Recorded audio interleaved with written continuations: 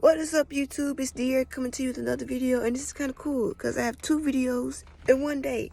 So I was just sitting here thinking outside, and I was looking at the trees, and I got a message. And on my last video, one of my supporters had commented, I didn't know trees have energy. Well, guess what? This video is just for you if you're watching. So, trees and people, what is the connection?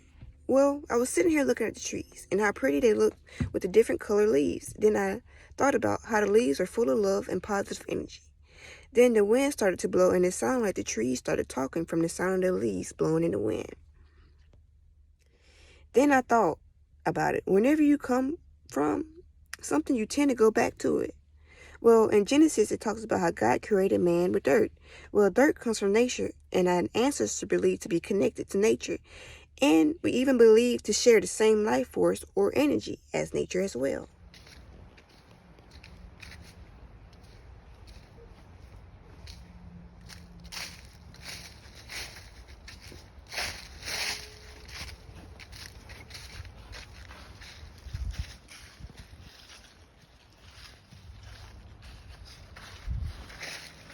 That's why spiritual people believe everything is connected. But I also thought about what happens when we die. We go back to the land, or we go back to nature. We were made from dirt. We go back to it. But also you can plant seeds, flowers, in the dirt as well, depending on the seed and in the environment. Then the seed would ground itself in the earth and begin to grow.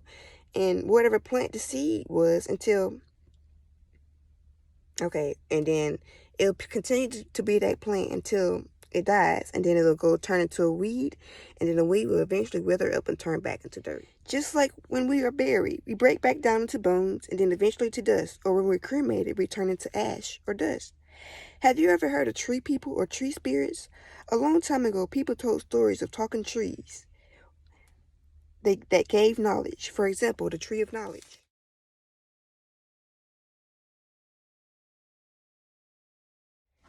And trees also hold memory to everything that happened in the history of Earth. There has also been stories of reincarnation. That's when you die, but when you come back as something else. What if when we die and we go back to the ground, our body then breaks down and become life to the ground? Because at one point the ground gave us life. That's why they would bury them directly into the ground without boxes so they could connect back to the earth and now be a service to the earth, because trees provided us with oxygen, a vital life force, or a building block to keep us alive, while dirt was made to bring us to life, a building block for us, a building life block for us. Sorry, that was kind of like a tongue twister.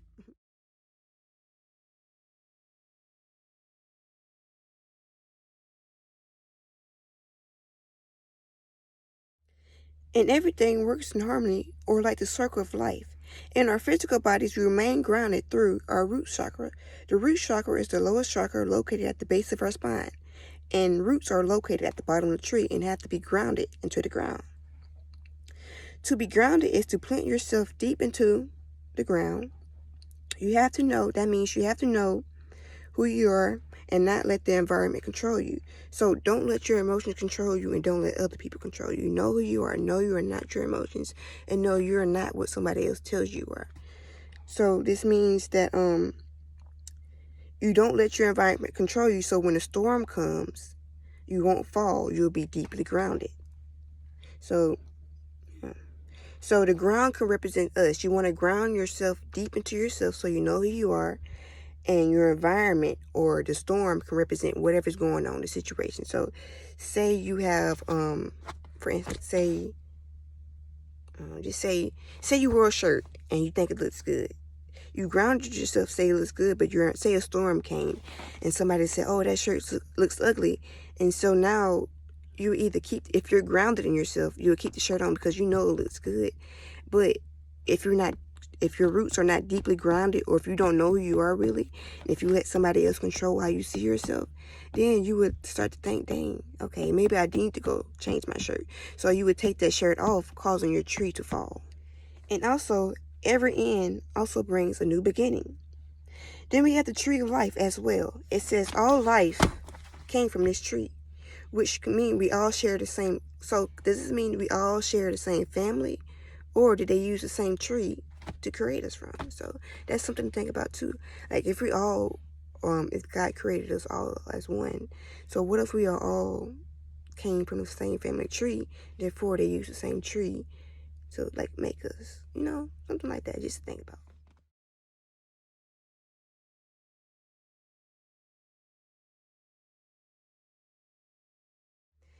They say that God is all throughout nature, and well, trees are too. And we learn that God actually lives within us, and energy can't be destroyed or created.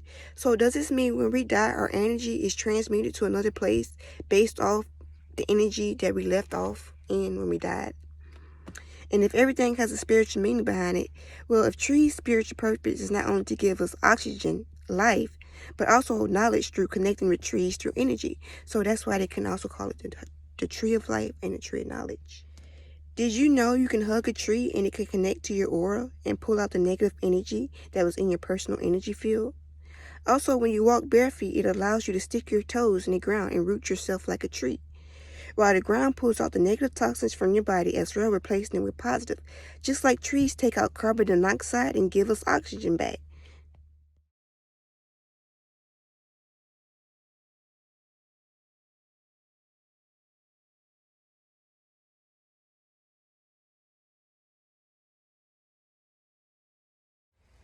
So when I come out here, I like to hug this tree. This is my favorite tree. Last year, whenever I came out here, this is my place of peace. Whenever I was having a bad day, I'll come out here and meditate. I'll come out here and sit and read, go sit by the waterfall. I'll take you out there by a minute. But this is my favorite tree. I could just come out here.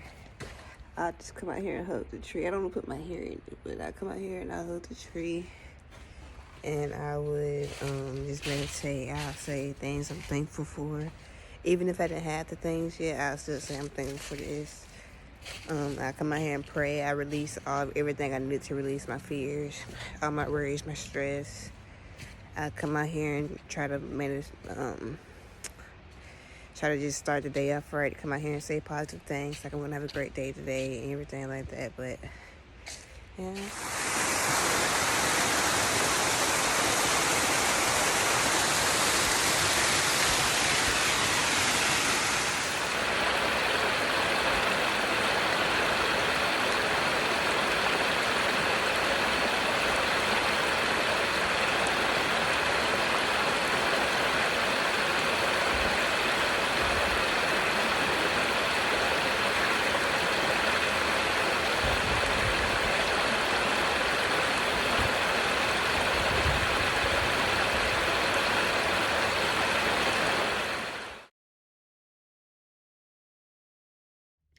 Being in nature also allows you to have a fresh mind, clear from distractions, just like the city, social media, and noise. So you'll be able to get ideas you never had or heard before, because now you're surrounded by loving, peaceful, powerful energy of nature, because God is within that too. So He can use anything in nature to talk to us. For example, you may hear a bird chirp, or something may get your attention in your environment that's not a person, but it's alive. And a few minutes later or a few seconds later, you can get an idea, or you're reminded of something, or you may even get a vision of something that happened in the past, like flashback or deja vu. And there have been countless times, and they have put shows and movies showing talking animals, and sometimes birds even talk. They even say actual words. Also, let's think about Dr. Dolittle, how Dr. Dolittle talked to animals to see what's wrong. But did you know animals can tell when something's wrong with us before we actually know? For example, cats and dogs. At one point in time, they even let dolphins help with childbirth. And dog spelled backwards is God. And God, I'm sorry, y'all. And dog spelled backwards is God. And a dog is a man's best friend. A dog can be loyal or mean to you, depending how its environment was and how it was raised, just like us. But you don't see a lot of people hugging trees or going outside barefoot, because others will look at them differently. Nowadays, we spend more time on social media playing video games instead of connecting with what really matters. Now we're plugging our roots into the computer or Facebook or whatever we connect with, and watch, and it's who we become. So basically, you are what you become. Like, whatever you hang around, that's what you become. Whatever you consume, watch, listen to, that's what you become. Your mind is like a recording. Even though you don't remember everything, your mind remembers everything. Your mind picks up on everything. I think it might be called like your mind subconsciously picks up on everything. So even when you don't know it, you're actually taking in everything in your environment. That's why you have to watch who you're friends with, what kind of music you listen to, what you watch. So it's always best to consume yourself with things you want to become. So if you have a vision of yourself becoming a certain type of person, okay, start listening to certain type of music, start watching certain videos. And like for me, for instance, I stopped listening to rap music. I only listen to rap music when certain people drop. So like on Fridays, I might turn on some rap music to see, okay, what they talking about. Let me see what Drake or Lil Baby or I don't even know who the people are anymore because I don't listen to it.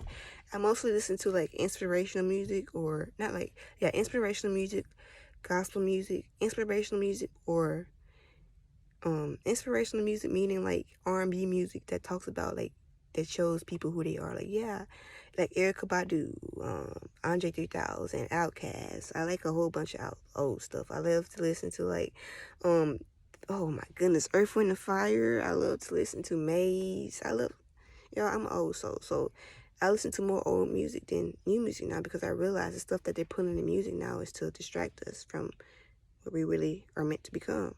So yeah. So that's why they rather keep you inside, because they can control what you see.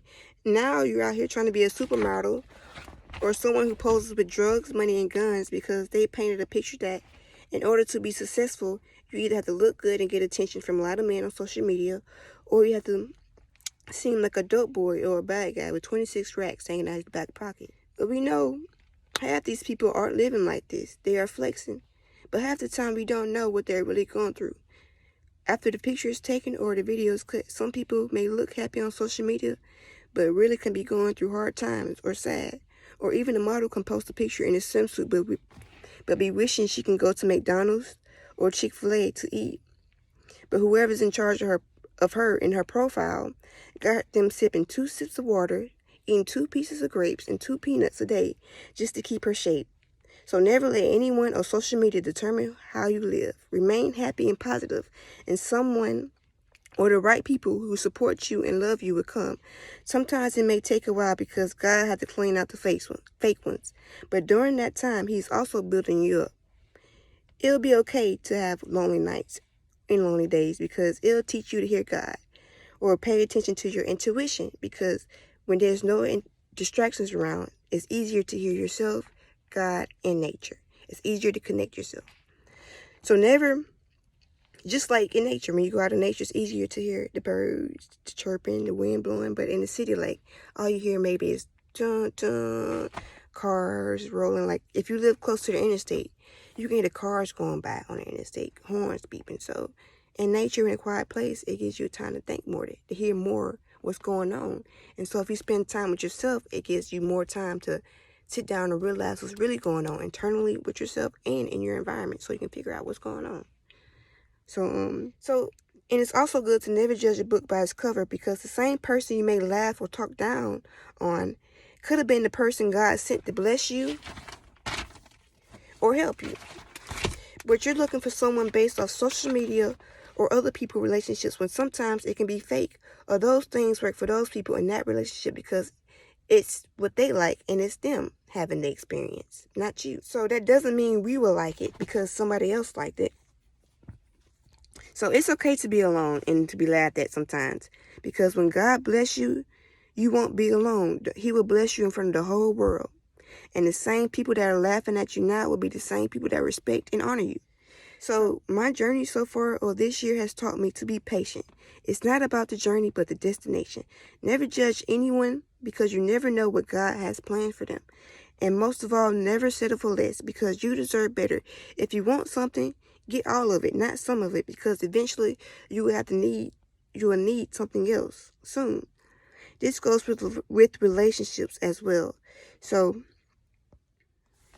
somebody says nobody will ever love you like me, but they cause problems and y'all fight and have arguments. That's not love.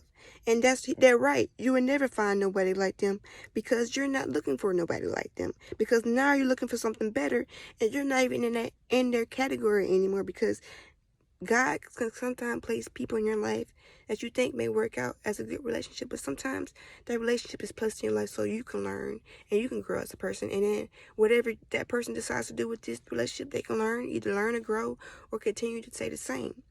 But it's honestly how you look at it. Because every experience can either make or break you. So you have the power to determine that. So that's why you have the power of your reality. You have the power to determine how you're going to react.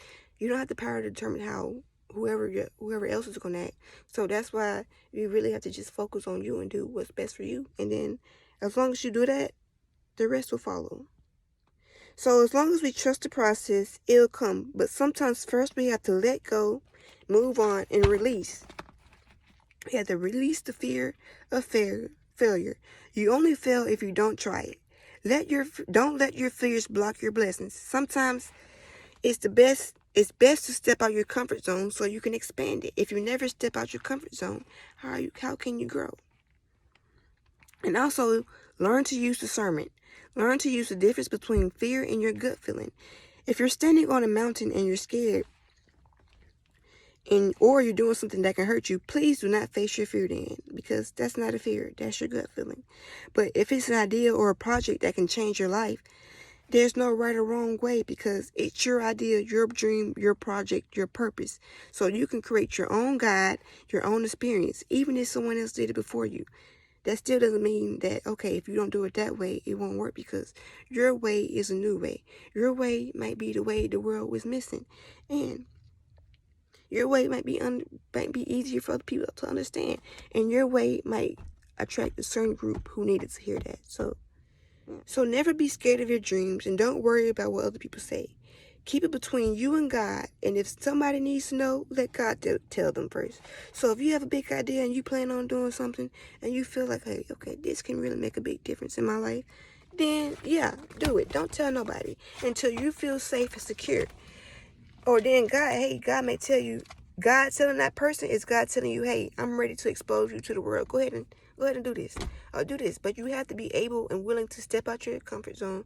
You have to be willing to face your fear of other people, thoughts, and insecurities, because other people's opinions are really just other people's insecurities about themselves. So they see you stepping out and doing things, and that triggers them. You're shining a light on their demons. So they want to, try to bring you back down to their level, just like crabs. So that's why everything is connected. So you know how when crabs see another crab crawling out or escaping, they try to pull them back down? So never let your friend or anybody around you become a crab. Cut them off. Just like we eat crab legs, snap that leg right off and keep on moving and keep pushing, because at the end of the day, God gonna make sure, well, I was gonna say God gonna make sure you get in the pot, but for a crab, that's not a good thing. But at the end of the day, God gonna make sure your pot is overflowing with blessings. So, yeah. Y'all be safe. Have a good day.